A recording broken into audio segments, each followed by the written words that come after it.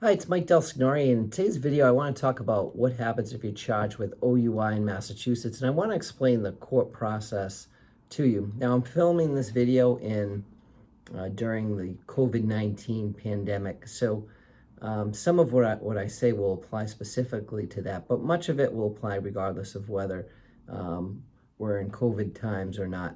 Hopefully this video will become outdated and that content won't be necessary soon, but for today's purposes, I want to talk about some of the differences currently based on the COVID-19. Some conferences will be by video, and that's the big difference, whether things are by video or in person. But let me tell you a little about myself. My name is Michael DelSignore. I've been handling OUI cases all over Massachusetts for over 15 years now.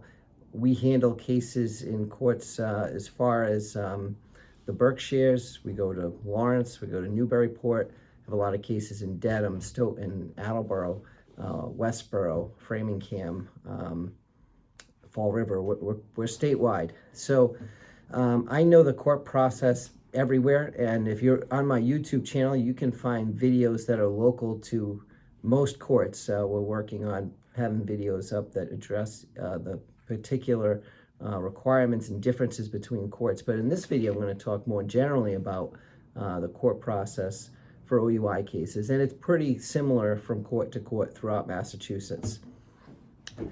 So the first thing that happens, you're arrested for OUI, you're charged, you'll get some paperwork, and you'll get a blue slip of paper, and that gives you your next court date. So let's say your arrest is on the weekend, your next court date is typically going to be on a Monday. You're going to have to appear at 8:30. Now, even during the COVID-19 period, as part of the reforms, one of the requirements is that almost all courts are doing the arraignment in person. The one exception is Westboro District Court is doing everything by Zoom, regardless of whether it's an arraignment, pretrial, bench trial. So most courts are doing the arraignment in person. The reason for that is I think they want to make sure they got the right person in court, and they want to have the person fill out the information with probation. So I think the court was uncomfortable with doing arraignments by Zoom, given the logistics of getting paperwork to and from probation, making sure we got the person that was arrested in front of the court. So what is the arraignment? So let's assume you have a first offense OUI. The arraignment is when you formally notify of the charges against you. You'll enter a plea of not guilty and get another date. One of the things I like to do at most arraignments is I'll have a motion to preserve video evidence allowed. So in many cases, there might be a cruiser video, a booking video. I want a court order preserving that. What that does is if they erase it, tape over it, we can get a remedy in some cases. We can ask the judge to say, dismiss the case, to exclude a breathalyzer, or exclude statements during booking when we're proactive in getting the video. Some departments have different time periods about how long they keep the video. I've seen videos erased in as little as 15 days. So you want to be proactive about this, because if you don't do anything and the evidence gets erased, then you're stuck without it. Next thing you do with the arraignment, you pick a pretrial date, and you get a copy of the police report. So after the arraignment, in most cases, we'll have a copy of the police report. That gives us about 80% of the government's case, if not more. So the police report is a narrative of the officer's version of things. So if you go in the arraignment by yourself, try to get a copy of that report, because that's something that when sometimes people will talk to me after their arraignment, and it's one of the things I'll ask for is, well, did you get a copy of the police report? Most cases, they have it there. A lot of times they won't give it to you, but you can always politely ask, is there any paperwork I can give my attorney? And generally, they'll give it to you. So the police report is basically the officer's version of what happens. Now, the big mistake people make is they get tied up on that report. They think they can't win the case. They look at the report. They have, if they have their parents look at the report, significant other. In a lot of cases, people will say, gee, the officer's saying you can't win. This is a breath test in here. That he's saying you were all over the road, erratic, you failed the field sobriety test.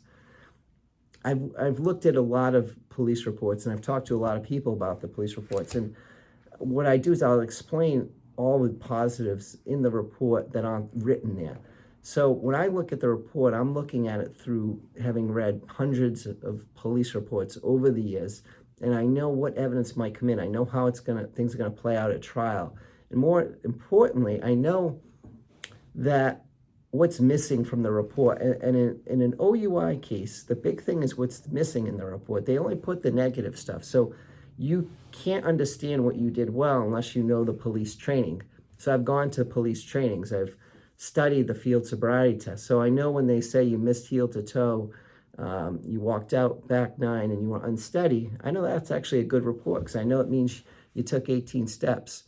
You stayed in a straight line. You started when you're supposed to. So I'm gonna, when you talk to me about the case, I'm gonna fill in that gap and sort of almost write you a new police report. I'm gonna tell you, well, this is how he would testify in court. So that's very key to understand. And we'll do that shortly after the arraignment. And the next date will be the pretrial hearing. Let me talk for a minute about what if it's not your first offense. So if it's your second offense, there could be a requirement of alcohol-free during the pendency of the case. Certainly your third offense, you won't be able to drink during the case. You'll probably be tested. Third and fourth offense OUIs, you're going to be on probably the sobriety and may have to post a cash bail. Fourth offense, there might be a hearing to try to hold you without bail. So that's some of the differences if it's not your first offense. I have other videos on second, third offenses, so I'll direct you to those videos. For this video, I want to focus more specifically on the court process for a first offense. Next, all right, after the arraignment then, the next issue everyone wants to know is when are you going to get your license back? So let's say you took a breath test, you blew over 0.08. You have a 30-day suspension. After the 30 days, you get your full license back, regardless of whether the case is pending or not. You're going to have to pay a $500 reinstatement fee. If you refuse a breath test, it's a 6-month suspension. If you want to appeal that, you have to contact the registry within 15 days. Normally, you have to go to Boston. Now, with this new COVID procedure, if you contact me, I can do it through contacting the registry and filling out paperwork online and emailing the appropriate hearing officer. But when this ends, they may go back to the in-person. Hopefully, they continue allowing people to do things electronically. Those hearings are hard to win, so there's a good chance that refusal, 6-month suspension, is going to stand. The other way to get that overturned is if you are found not guilty prior to the 6 months, you can ask the judge for a motion to reinstate your license to get back on the road prior to 6 months. Now, what if you can't go any period of time without driving? What if after we looked at the case, you don't want to fight it? If you take a plea of a continuance without a finding, you'll be eligible for a hardship license. So let's say you refused a breath test. We look at the case. We can then advance it, go back to court maybe in a week or shortly after your arraignment, enter a plea, and then you'll be eligible for a hardship license. Even if you took a breath test and it was over, if after we look at it, you decide you want to take a plea, we'll want to advance it because in that case, your 30-day suspension will end as soon as we plea out. So there's a little bit of a benefit on the license loss if we resolve the case. So that's kind of what happens if you need to get back on the road. There's a way to do it. The only way to do it, though, is you got to resolve the case. There's not really a way to fight the case and get back on the road unless you took the breathalyzer, then you get right back on the road in 30 days. But if you refused, you're pretty much going to be without your license for at least 3 to 4 months because that's going to be the minimum amount of time to get either a trial or get the refusal overturned. So what's this next date? It's called a pretrial hearing. So it's not a trial. Keep that in mind. And that's going to be by Zoom or phone, actually, and you're not going to have to be on that call during this new COVID-19 procedure. So what happens at the pretrial? Well, we'll get additional evidence. We'll get any video. If we have evidence, we might have to turn that over. If you have medical records that explain why you have balance issues, then we would provide all that stuff in or around the pretrial hearing. There's not a ton that happens at an OUI pretrial because these cases don't tend to be very document intensive. There's the police report video. There could be external videos or third-party videos in some cases. There could be medical records, but generally we only need one pretrial on an OUI. In some cases, you could have multiple pretrials if there's additional documentation that the government's trying to provide.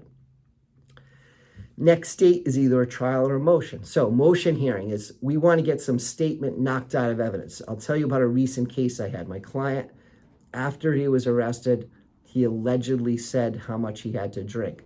I was able to show that the officer interrogated him after the arrest prior to Miranda and got that statement out.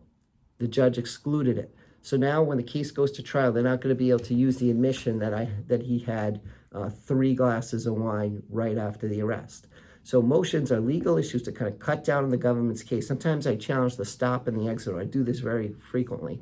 I'm saying there's no reasonable basis for the stop and no basis to order you out of the car. In other words, it's not illegal to consume alcohol and drive. So officer doesn't have an automatic right, once they stop you, to yank you out of the car, make you do field sobriety tests. They have to have a basis for that. And I challenge this and I assert this right of my clients under the Constitution in many cases. I've had this motion allowed. I had it before the pandemic started. I had a motion on a 3rd offense allowed in Fall River, and actually I had one on a similar case, both 911 calls in Westboro District Court. So I've had a lot of success with motion hearings. Just a few weeks ago, I did a motion hearing in Ayer District Court, which I hope comes out in my client's favor, where the judge was really interested in the exit order, did not see real the basis of why this person was further detained. We'll see how that goes. So the next thing after a motion is a trial. Right now, trials are sort of on hold. We're going to figure out how courts are going to be doing this with the pandemic. But once jury trials resume, you have a right to a jury in front of 6 people. That's the last stage in the process, or you can have a trial in front of a judge. I'll go over the case and let you know what I think is better, bench or jury trial. Right now, the only thing that can be really heard is a bench trial. So there's obviously a lot of bench trials given the backlog in the court. That's when just the judge hears the case. And depending on the judge and depending on the court, sometimes it's better to do a judge trial, sometimes to do a jury trial. There's no real hard and fast rule. But what we're trying to do is show there's not enough evidence to prove the case beyond a reasonable doubt. So generally we're making the argument that, okay, the officer was fine to stop you, but even if everything the officer says is true, there's not enough to convince someone beyond a reasonable doubt, to the highest degree of certainty, that you were under the influence of alcohol.